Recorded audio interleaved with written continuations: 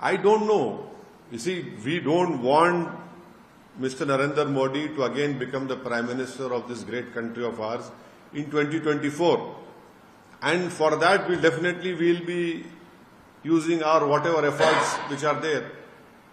But this particular meeting which is being held today in Patna, what is the track record of all these political leaders who have assembled over there? Isn't it right that because of Congress, BJP came back into power twice? Isn't it right to say that Mr. Nitish Kumar was the railway minister when Godhra happened, and he continued to be with BJP when the Gujarat genocide and program happened? He became chief minister because of alliance with BJP. He left BJP, formed Mahagathbandhan, became the chief minister, again left them, joined BJP, now again he has left them.